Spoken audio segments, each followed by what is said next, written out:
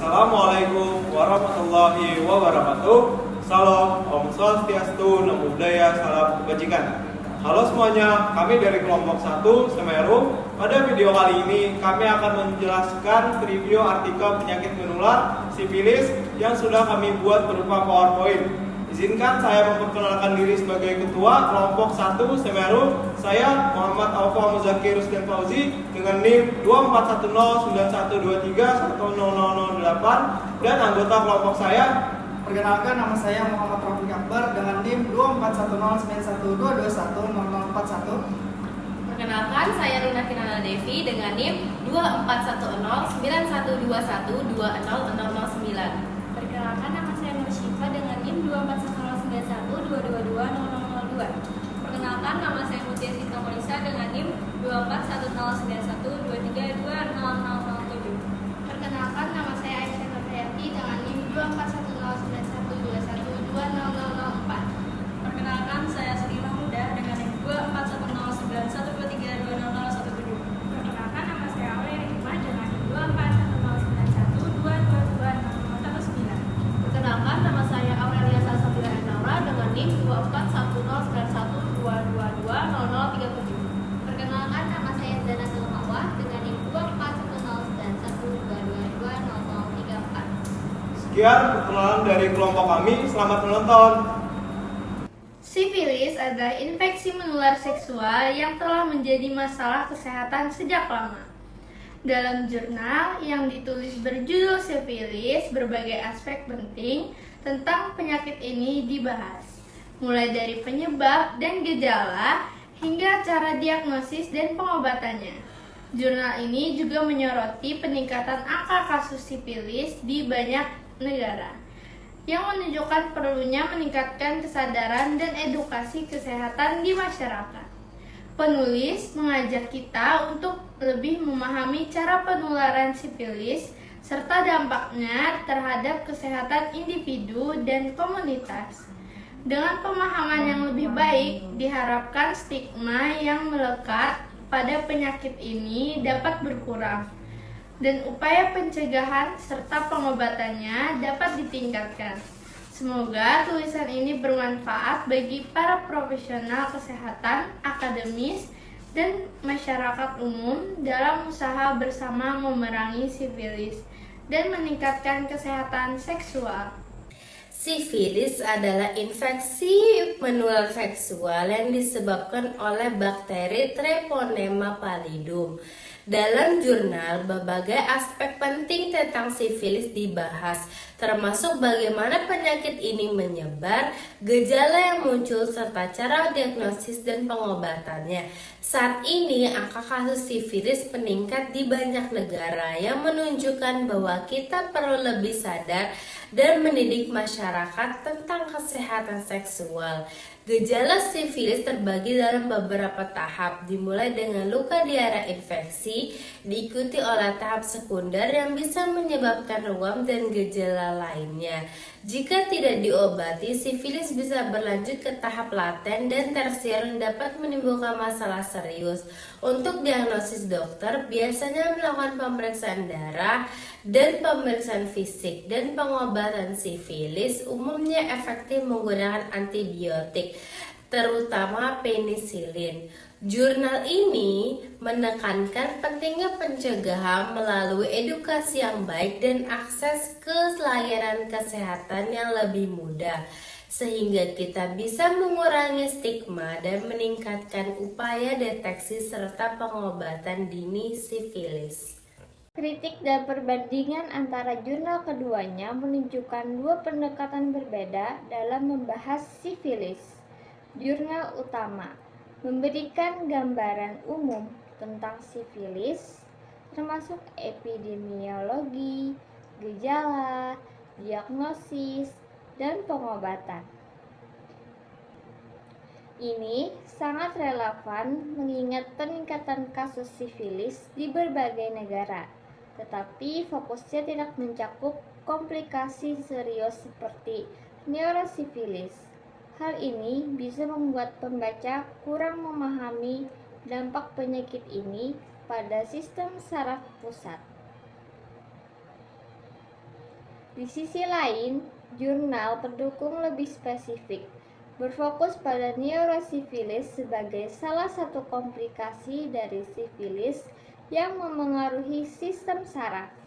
Dengan pendekatan tinjauan literatur, jurnal ini menyajikan informasi mendalam tentang dampak sifilis pada sistem saraf dan strategi pencegahan yang dapat diterapkan, sehingga lebih bermanfaat bagi mereka yang tertarik pada isu ini.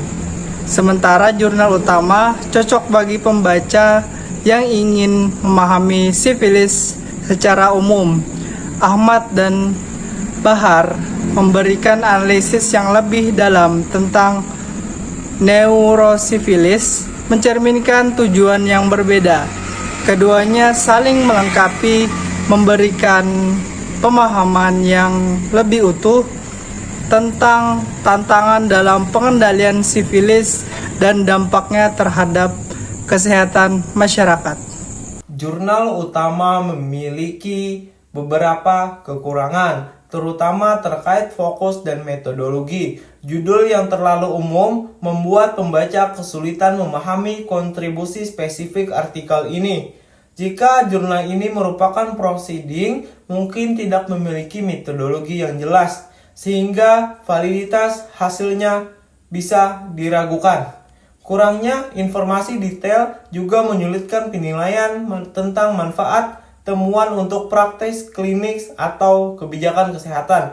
Di sisi lain, jurnal pendukung menawarkan analisis faktor risiko yang lebih terfokus, namun juga memiliki kritik. Temuan yang hanya berlaku untuk populasi tertentu di Kota Raja, Jayapura, dapat mengurangi kemampuan untuk mengeneralisasi hasil. Selain itu, jika metode analisis tidak dijelaskan dengan baik, kepercayaan terhadap validitas hasil bisa berkurang.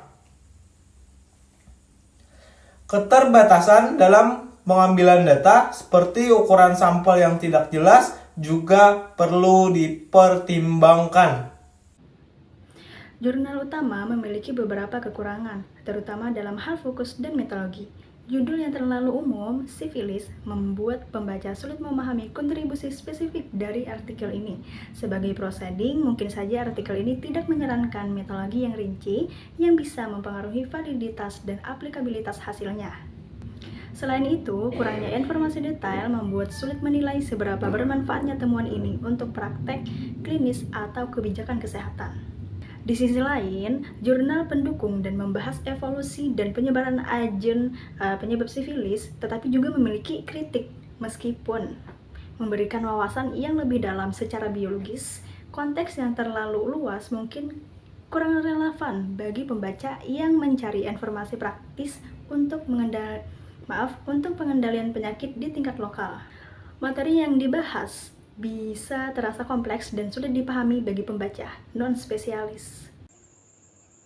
Jurnal utama memiliki beberapa kekurangan, terutama dalam hal fokus dan metodologi. Judul yang umum, sifilis, tidak memberikan gambaran yang jelas tentang aspek spesifik yang dibahas sehingga pembaca kesulitan memahami kontribusi unik artikel ini.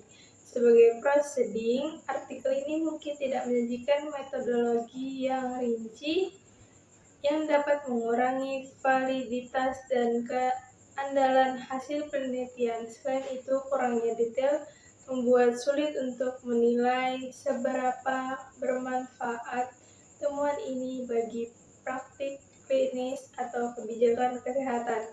Di sisi lain, jurnal pendukung lebih terfokus pada screening bank darah untuk pemeriksaan sifilis di Kelurahan Pasalakan. Meskipun relevan untuk konteks lokal, temuan ini mungkin tidak dapat digeneralisasi untuk wilayah lain. Jika tidak ada penjelasan mendetail tentang metodologi screening yang digunakan, kepercayaan pada validitas hasil bisa berkurang.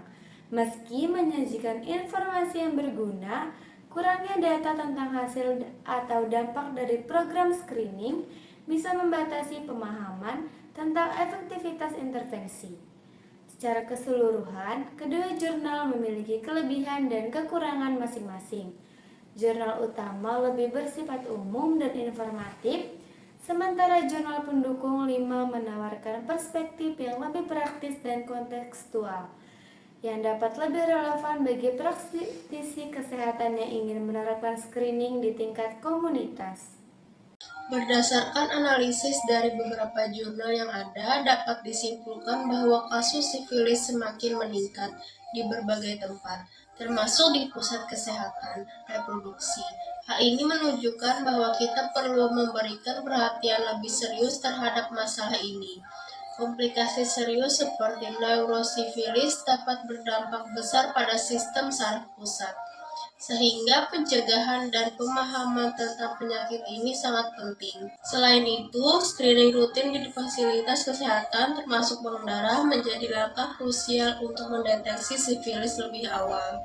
Identifikasi faktor risiko yang menyebabkan peningkatan kejadian sifilis juga perlu dilakukan agar intervensi dapat lebih efektif. Selain itu, penting juga untuk melibatkan berbagai pihak, termasuk pemerintah, lembaga kesehatan, dan organisasi masyarakat, dalam mengatasi masalah ini secara menyeluruh. Dengan pendekatan yang holistik dan terpadu, kita bisa meningkatkan kesadaran masyarakat, memperkuat layanan kesehatan, dan menciptakan lingkungan yang mendukung pencegahan serta pengendalian sifilis. Upaya ini diharapkan dapat menurunkan angka kejadian sifilis dan mengurangi dampak buruk yang ditimbulkan oleh penyakit ini, baik bagi individu maupun masyarakat secara keseluruhan. Selain itu, penting juga untuk melibatkan berbagai pihak, termasuk pemerintah, lembaga kesehatan, dan organisasi masyarakat dalam mengatasi masalah ini secara menyeluruh. Terima kasih atas perhatiannya. Semoga dengan video ini dapat menambah pengetahuan kita semua. Wassalamualaikum warahmatullahi wabarakatuh.